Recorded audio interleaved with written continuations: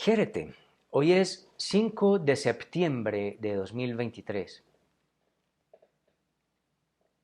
En el libro segundo, al final del apartado 93 de los Hegesíacos, afirma Diógenes Laercio: «Tin evdemonian olos adinaton ine», lo que traduce: la felicidad es completamente imposible.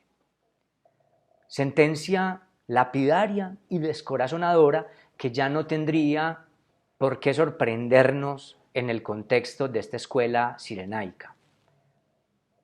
Afirmé en otros videos, que los invito a revisar por si los desconocen, que una de las diferencias fundamentales entre Aristipo, el fundador de la escuela hedonista cirenaica, y su maestro Sócrates es su posición ante la asequibilidad de la felicidad y la definición misma de felicidad, en greco evdemonía o eudaimonía. Así pues que atestiguar o constatar esta frase dentro del contexto de la interpretación o sugerencia interpretativa de los cirenaicos no tiene por qué sorprendernos.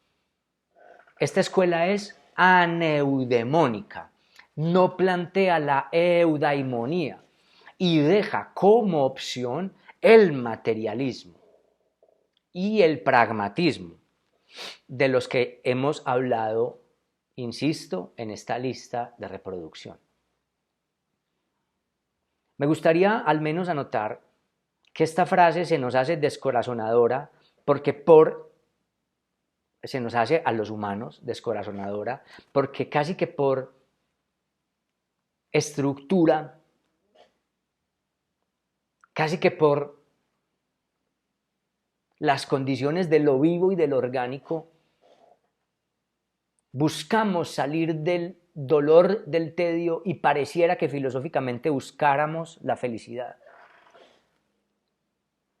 Esto lo entendieron muy bien los antiguos filósofos grecos y con seguridad muchos otros filósofos de otras civilizaciones, pero al menos para la civilización occidental tenemos en el mundo greco un inicio, un empuje a la búsqueda de la felicidad, que distintos filósofos, pasando por Sócrates, pues por Platón y por Aristóteles, etcétera, y por los estoicos y por los epicúreos, pues cada uno plantea, digamos, una posición ante, si no la eudemonía, al menos la ataraxia, al menos la apatía, o al menos la adiaforía, que es la indiferencia, etcétera, etcétera. Con los griegos se inicia este empuje a la búsqueda de la felicidad, o al menos a la huida del dolor en Occidente, al menos teóricamente, o al menos conceptualmente, al menos filosóficamente. Esta frase, pues, esta sentencia de que la felicidad es completamente imposible,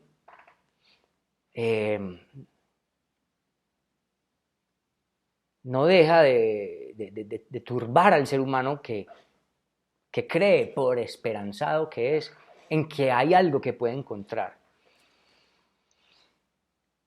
Y básicamente ataca directamente a la esperanza humana. Ser humano es ser esperanzado. Y a mi parecer, los hegesíacos son los que más duro atacan la esperanza, porque Aristipo al menos había planteado la eudemonía, la eudaimonía, la felicidad, si es que eso existe, y ya recordaré por qué hago esta salvedad, no puede ser alcanzada, pero al menos sí el placer. O sea, pone a la vida todavía como un bien, como algo digno de ser vivido. En cambio, ya Hegesías y los suyos establecen la pregunta: ¿será que sí es la vida digna de ser vivida, o si es necesariamente digna la lucha que implica la vida? Los hegesíacos son los primeros en ponerle de frente una aguja al globo de la esperanza humana. Estallan ese globo. Porque, insisto, Aristipo al menos sigue aferrado a la vida y la entiende como un bien. Los hegesíacos ya dicen, puede que sí, puede que no, ya le toca a cada quien, como se ha dicho antes, establecer su respuesta. y hoy volveremos sobre esa cuestión.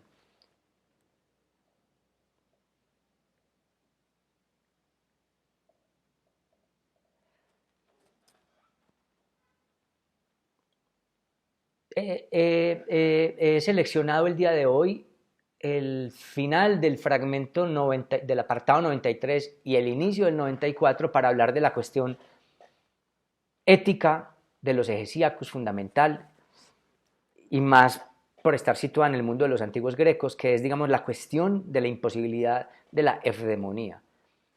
Ustedes saben, para Sócrates esto era substancial, para Aristóteles sí que más, es decir, la ética se fundamenta en la posibilidad de conseguir la eudemonía. Y esta noción o esta presunción recorre a todo Occidente casi que hasta el día de hoy.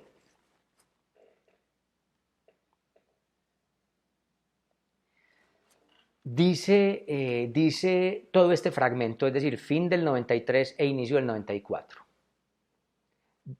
La felicidad es completamente imposible, dice Diógenes Laercio de los hegesíacos, pues el cuerpo está repleto de muchos padecimientos y el alma sufre con el cuerpo y se ve agitada, mientras que la suerte nos niega muchas cosas de las que prometía la esperanza, de modo que por eso la felicidad está fuera de nuestro alcance. Y remata, así pues, la vida como la muerte son elegibles. Yo creo que habría que resituar, aunque yo inicie los videos sobre los hegesíacos con esta frase de que la vida y la muerte son asunto o cuestión elegible, yo creo que hay que situar esta frase en estos dos apartados, porque no es una aseveración sin contexto. Esta aseveración es una conclusión luego de reflexionar sobre la imposibilidad de la eudemonía. Yo estimo que Hegesias y los suyos, por lo menos Hegesias, fue el primer escritor o el primer autor del primer libro, del libro del desasosiego en Occidente, muchos siglos antes que Fernando Pessoa. Ese libro se llamó el Apocarterón, según lo refiere Marco Tulio Cicerón en sus Disputaciones Tusculanas, de lo que también ya versé. Y el fragmento también lo leí por ahí en alguno de los videos sobre los hegesíacos. Este primer libro del desasosiego ataca directamente la esperanza humana y advierte de la futilidad de la lucha humana por vivir suponiendo a la existencia un bien. Y pone en entredicho la asequibilidad de la esperanza filosófica en la eudemonía. Tremendo. Tremendo porque es que básicamente los hegesíacos, los pesimistas hegesíacos, porque son pesimistas con una... pero ya dijimos, no los pesimistas vulgares, rencorosos y enconados, sino que es un pesimismo filosófico que aún aboga por un dominio de sí. Estos pesimistas atacan a la estructura de lo humano. El ser humano es básicamente esperanzado.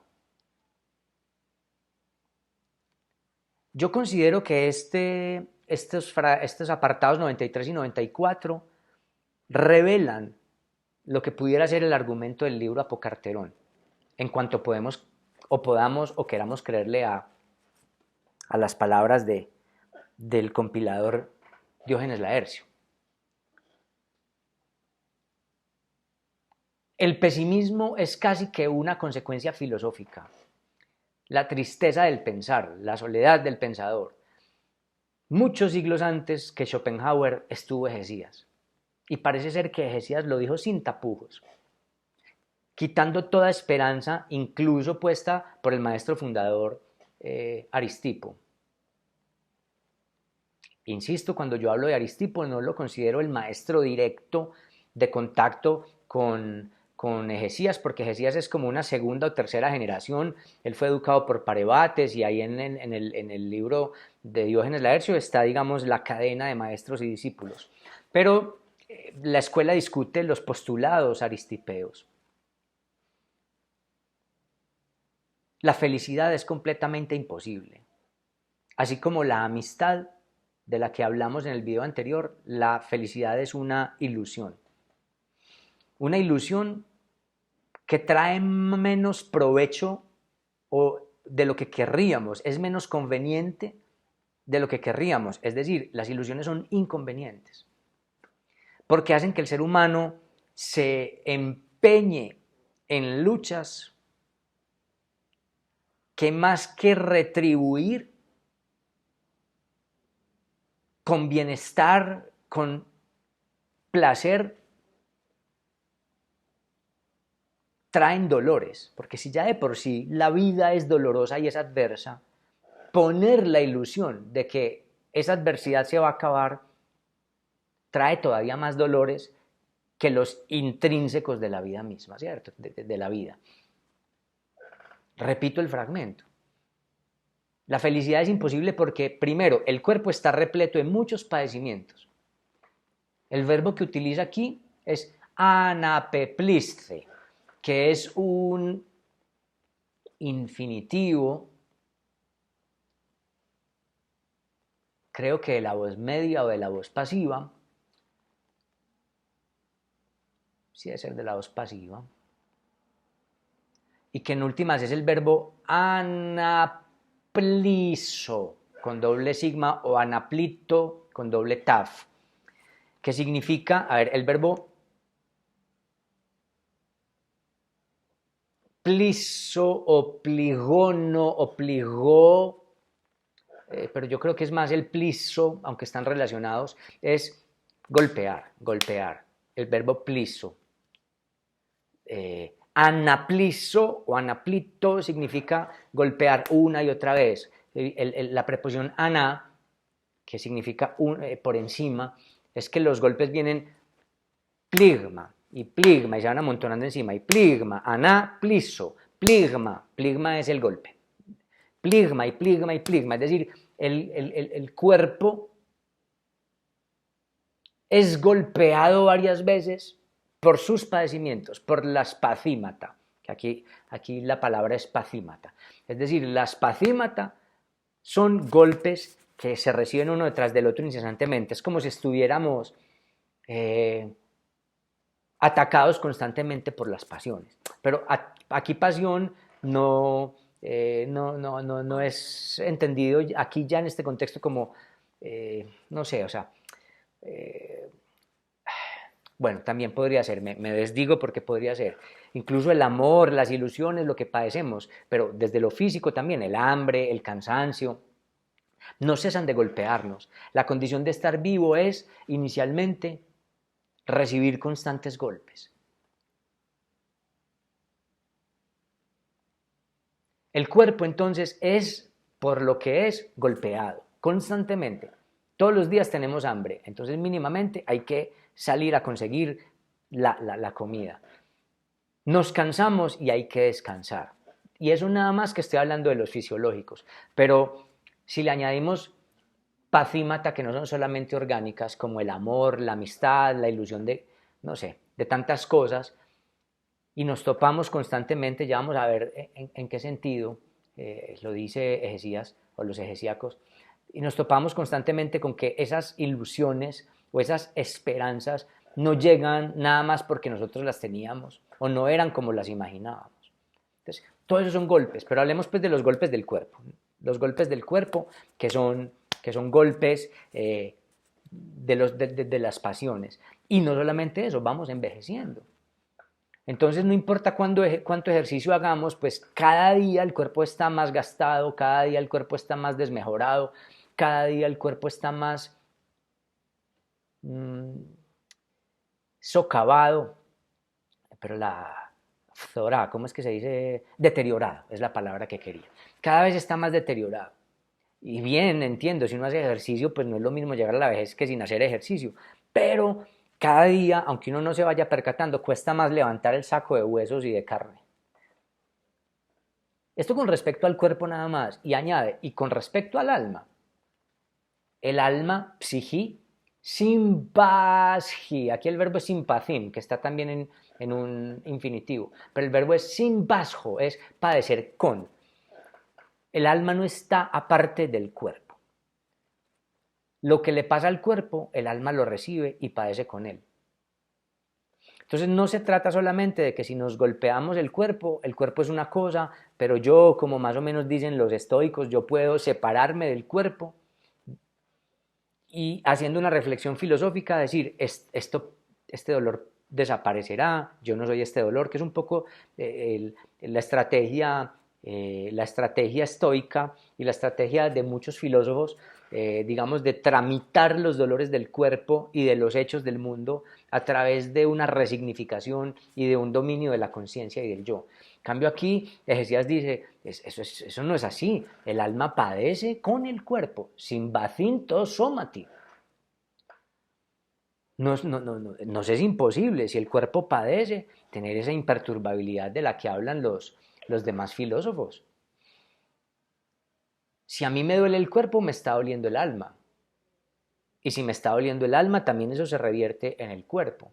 Y cuando el cuerpo, que no para de ser golpeado, sufre, el alma también sufre con él y se turba. A mí me gusta más traducir, porque aquí Carlos García Gual, el maestro, insisto, pertinentísimo, traduce se ve agitada. Pero yo prefiero traducir el verbo tarato o tarazo con doble sigma por turbar, se perturba. El alma no está tranquila, el alma está turbada. Y además el alma añade, como si fuera poco, o sea, el alma no solamente se turba por los dolores del cuerpo, sino que dice que muchas de las cosas que ansiamos conforme con la ley de la esperanza no nos llegan.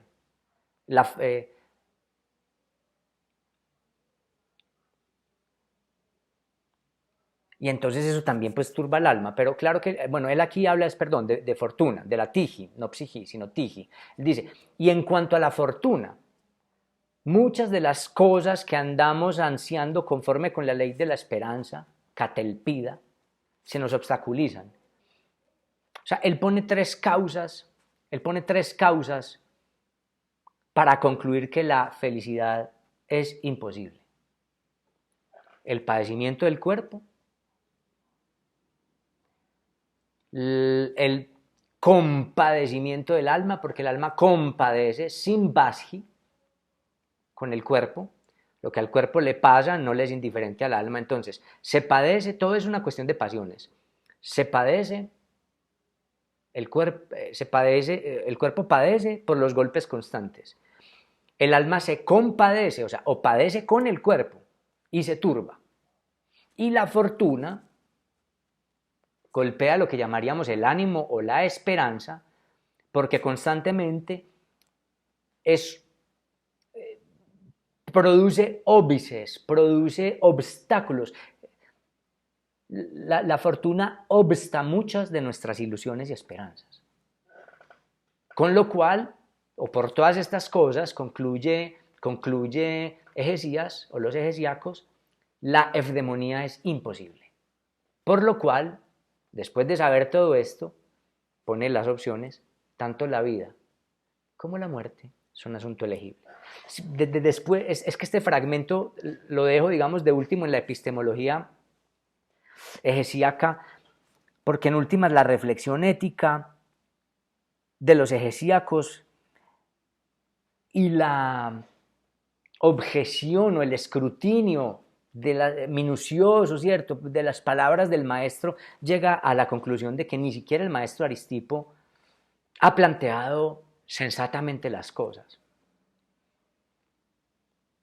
Sin embargo, lo respeta y dice, la vida es una opción y quien la elija, pues vívala conforme con los parámetros que deja Aristipo. Sin embargo, sepa que el placer es casi que escaso Primero porque el cuerpo cada vez está menos posibilitado para padecer el placer, porque todos los días estamos más viejos, más golpeados. El alma turbada incesantemente con el cuerpo y la fortuna poniendo los obstáculos. Es decir, si algún día llegamos al placer, es un asunto raro. Y mientras más pasan los días, más raro, más escaso, más infrecuente será el placer. El pesimismo es consecuencia natural de estas reflexiones. Y por eso la eudemonía, y claro, insisto, lo que está por fuera completamente es la felicidad, no el placer. El placer se vuelve difícil, arduo, oneroso, pero no imposible. Por eso supongo yo que queda la opción de la vida. Pero sabiendo esto, también hay que saber que el placer no es suficiente, el placer se va constantemente, el placer de beber un vaso de agua, el placer del fornicio, el placer de los banquetes. Es decir, la satisfacción es efímera. Y conforme dejamos que la vida avance, es cada vez más difícil. Y el placer no garantiza la felicidad. Eso dijimos, está dicho desde el principio con la escuela del hedonismo cirenaico. Yo creo que en últimas lo que está planteando Egesías es casi como que con él se concluye el asunto de la vida humana. Se rebaten plenamente los argumentos aristipeos y llega a la conclusión, siendo miembro de la escuela, de que Aristipo tampoco estaba muy bien puesto con sus aseveraciones.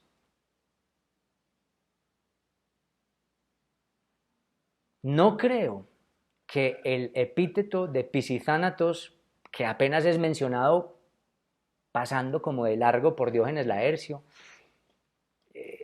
sea gratuito. Si se dieron cuenta que la gente se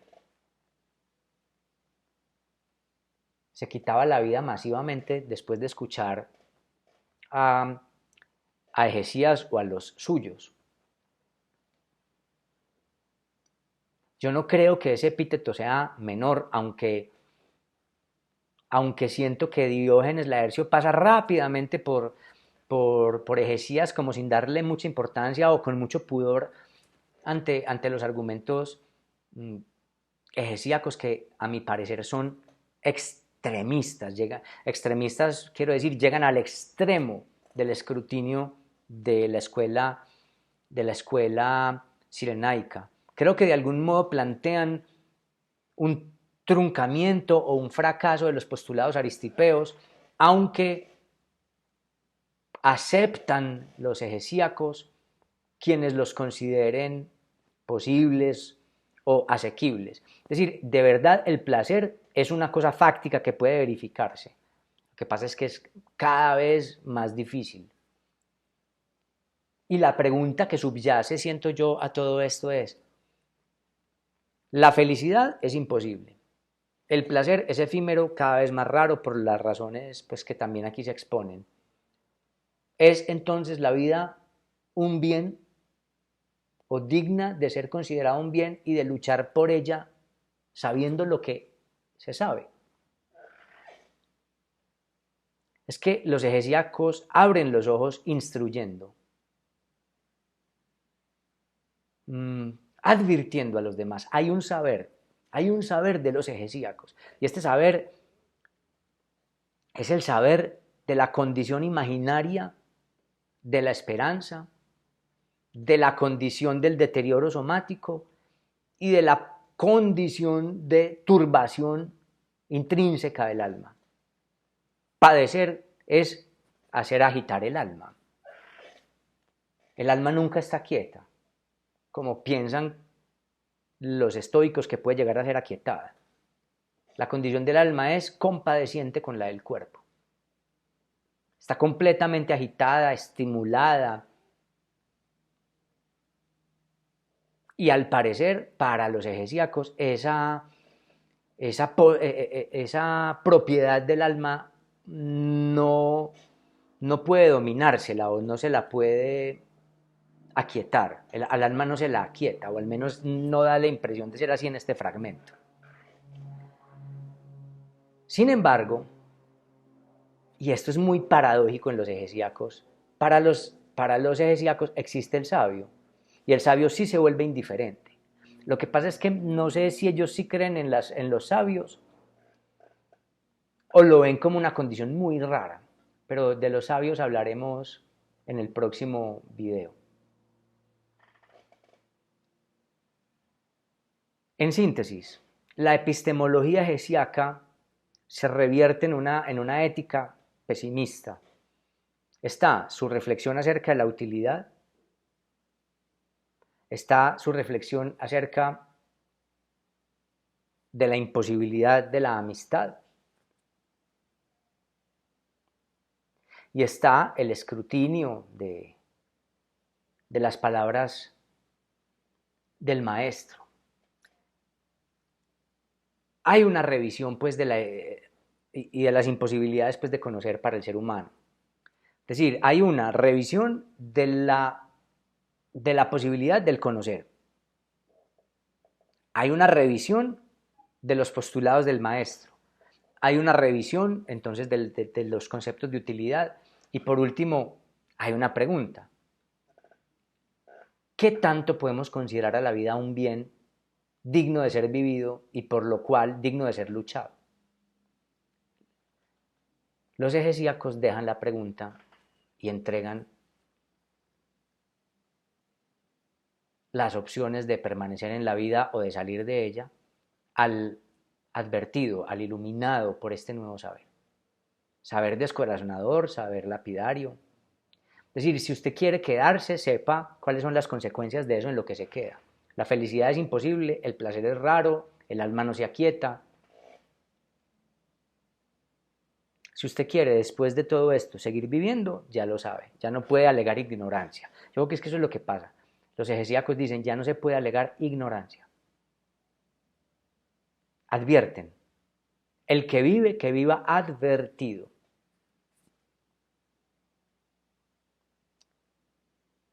Bueno, esto fue.